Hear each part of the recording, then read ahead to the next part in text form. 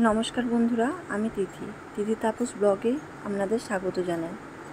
আশা করছি আপনারা সকলে ভালো আছেন। আজকে বাজার থেকে মাছের ডিম এনেছিল, সেটিকে ভালোভাবে ধুয়ে নিলাম। একটা বাটির মধ্যে পেঁয়াজ ও কাঁচা লঙ্কা কুচিয়ে রেখেছিলাম, অল্প নুন দিয়ে সেটিকে ভালোভাবে মেখে নিলাম।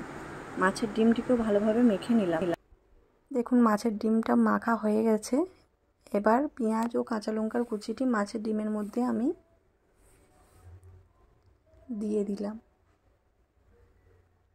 নুন দেখে দেবেন।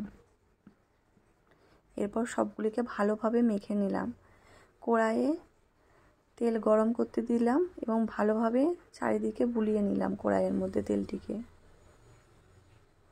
তেল গরম হয়ে আসলে অল্প বেসনের কম হচ্ছিল, সেই জন্য অল্প পরিমাণ ওই মাছের ডিমের মধ্যে বেসন দিয়ে দিয়েছিলাম দেয়া সুবিধার জন্য। তারপর তেল গরম হয়ে আসলে আস্তে আস্তে মাছের ডিমের বড়াগুলি দিয়ে দিলাম। খুব বেশি পরিমাণ মাছের ডিমের বড়া একবারে না করাই ভালো। এই মাছের ডিমের বড়া অল্প তেলেতে করলে খুবই ভালো হয়। খুব বেশি তেল দেবার একদমই প্রয়োজন নেই।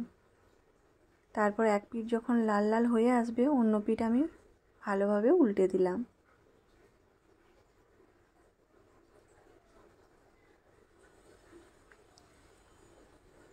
তারপর আমি অপর পিঠ লাল হয়ে গেলে সেটিকেও ভালোভাবে উল্টে দিলাম। এরপর দু পিঠ ভালোভাবে লাল হওয়ার জন্য আমি অপেক্ষা করলাম। দেখুন, দু পিঠ ভালোভাবে লাল লাল হয়ে গেছে। এরপর মাছের ডিমের বড়াগুলিকে একে একে আমি একটা পাত্রের মধ্যে তুলে নিলাম।